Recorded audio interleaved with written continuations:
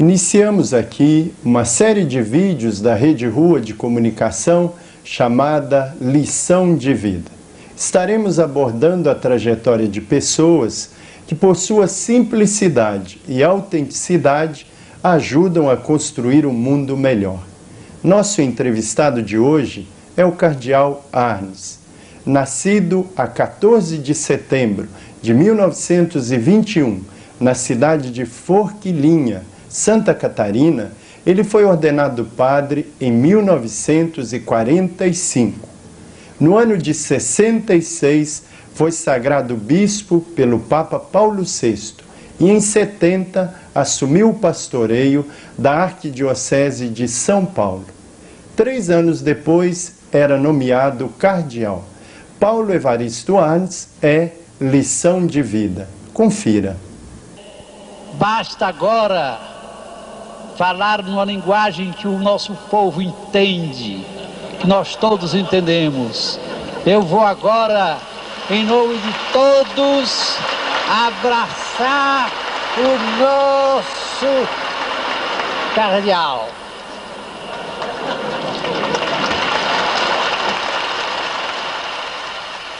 E a certeza do incentivo que a sua vida é para todos nós seguirmos melhor a Jesus Cristo. Dom Paulo é o bispo da esperança. Com Dom Paulo nós aprendemos a ter esperança. E esperança é ter o futuro. É ter esse futuro de amor, de justiça e do seu fruto que é a paz. Muito obrigado, Dom Paulo.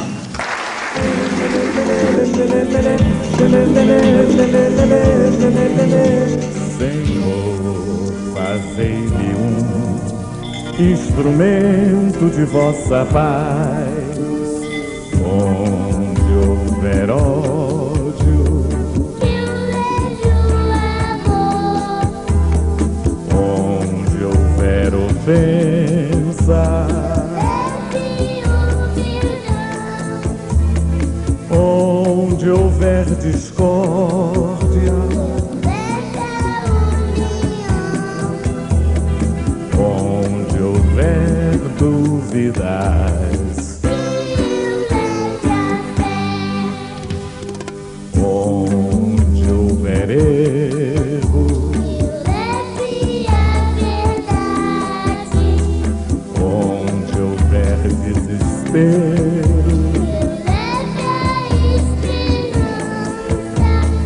onde houver tristeza, onde houver trevas,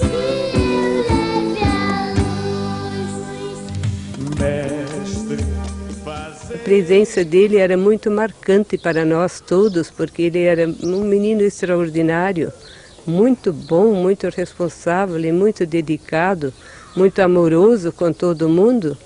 Ele era um menino assim, eu acho que desde pequeno Deus colocou a mão sobre ele para tornar alguma coisa na vida, fazer alguma coisa especial deste menino. Que ele era um menino bem situado na escola, era muito elogiado pelos professores e era um bom companheiro de papai. Ajudava no balcão de uma casa comercial que papai tinha e fazia muitas amizades. Até hoje eu me lembro das velhas amizades de Dom Paulo com os colonos daquele tempo. Queremos agora conhecer um pouco da trajetória do Cardeal da Esperança, falando sério com Dom Paulo Evaristo Arnes. Dom Paulo, a família, o que representou para o senhor em termos de aprendizado no cotidiano da vida? Sabe, a minha família é muito numerosa. Nós somos ao todo 13, um falecido há pouco. E esses 13 viveram sempre muito unidos e souberam repartir. Nós repartíamos até os gomos de uma tangerina, de uma laranja. Mas a segunda coisa, a mais importante talvez fosse a gratuidade. fazer tudo de graça para o outro, estar sempre unido.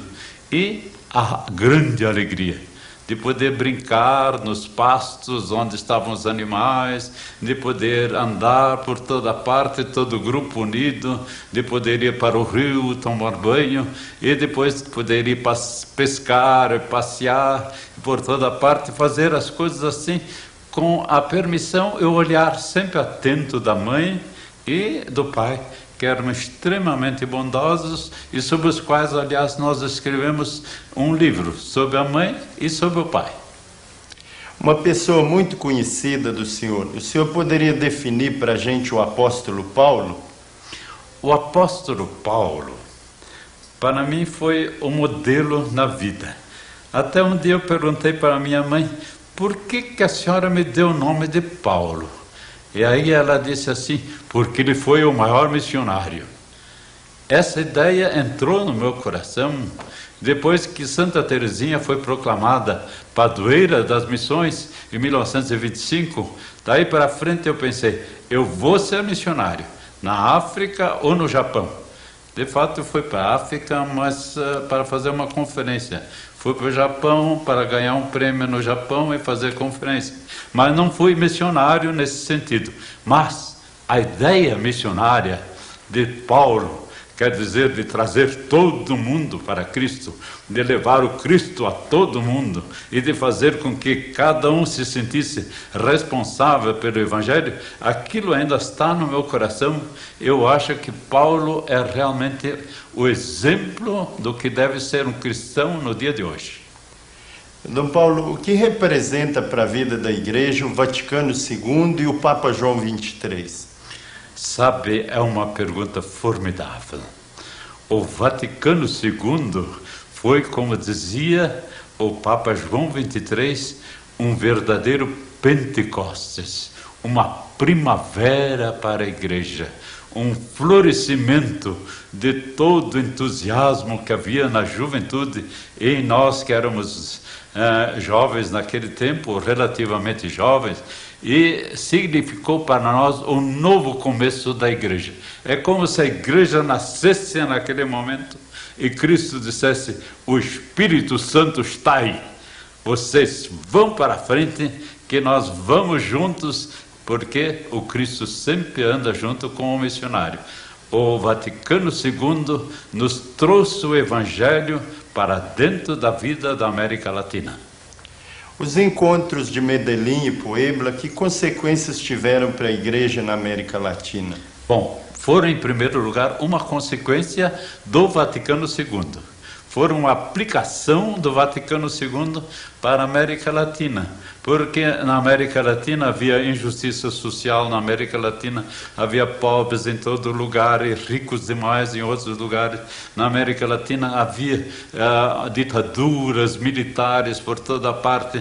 Na América Latina havia perseguições a pessoas inocentes. Na América Latina nós vivíamos uma confusão.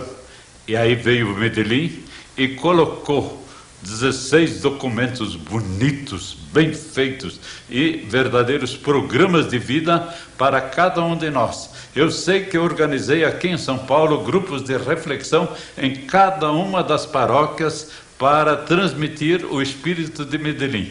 Depois, Puebla, 11 anos mais tarde, foi uma confirmação daquela opção que nós fizemos em favor dos pobres para cuidar dos que mais sofrem, mas também para dar entusiasmo às pessoas e fazer com que os leigos fossem os primeiros responsáveis pelo Evangelho nos lugares onde eles trabalham, onde eles estão sempre presentes, onde eles podem levar a alegria de Deus para os homens, a vontade de viver, mas de viver sem ganhar demais, e sim dando sempre mais.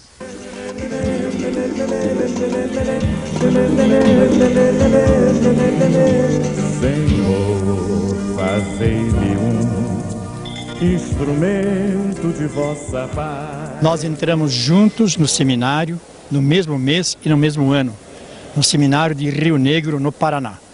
Havia 150 alunos, nós éramos dos menores. Estive com ele 14 anos. no mesmo banco, na mesma classe. Até existe aquele canto, na mesma praça, no mesmo banco. Pois é, nós estávamos sempre na mesma classe, no mesmo banco, durante 14 anos, até o sacerdócio. O Frei Paulo Evaristo Hans é um frade, eu diria, perfeito. Ele tem alegria, ele tem esperança, ele vive aquilo que São Francisco tanto queria, a humildade dentro de uma tremenda cultura que Dom Paulo Evaristo tem. Muitas pessoas nem imaginam a personalidade também cultural de Dom Evaristo. Dom Helder Câmara, quem é? Essa pergunta todo mundo faz. E sabe quem fez essa pergunta para mim? O Papa Paulo VI. E eu respondi para ele: Dom Helder é um poeta, mas também é um profeta e um místico. Quer dizer, um poeta sabe dizer as coisas e o povo apanha aquilo que ele diz. É um místico, quer dizer, ele vive rezando. Ele passa das 2 às 5 horas da manhã de joelhos ou rezando sozinho em seu quarto e passa a vida inteira sempre junto a Deus. Mas ele também, além de ser poeta místico, ele também é um grande missionário, um homem que leva as ideias de Deus para o coração dos homens. É realmente o maior homem da igreja no Brasil, sem dúvida nenhuma. É verdade que ele é tio do senhor? Ai, que coisa! Um dia o Papa, quando me perguntou quem é Dom Helder, ele disse: eu sou suspeito, porque eu sou sobrinho dele. Ele me disse: eu não sabia. Eu disse: todos os bispos são irmãos do Papa.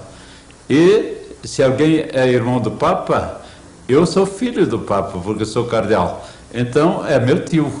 E eu escolhi entre os 130 ou 150 cardeais, eu escolhi um só, como tio, Dom Helder Câmara. E desde então ele me chama sempre meu sobrinho, como telefonou ainda esses dias dizendo meu sobrinho, como também eu chamo sempre meu tio. É realmente uma relação muito fraterna em relação ao Brasil e ao mundo inteiro. O que significam as campanhas da fraternidade para a igreja no Brasil, Dom Paulo? As campanhas da fraternidade foram uma invenção genial. O Brasil sempre tem problemas novos, porque é uma terra nova. Sempre tem problemas agudos que ferem alguns, o povo sobretudo, porque sempre temos pobres. O Brasil é uma terra em que sempre há confusão. É preciso traçar linhas para que o povo saiba como andar e andar satisfeito. Então, para tudo isso veio a campanha da fraternidade. A campanha da fraternidade assume sempre um grande problema, por exemplo, o problema do negro. Por exemplo, o problema do ensino para o ano que vem. Né? Por exemplo, o problema do preso torturado no Brasil neste ano.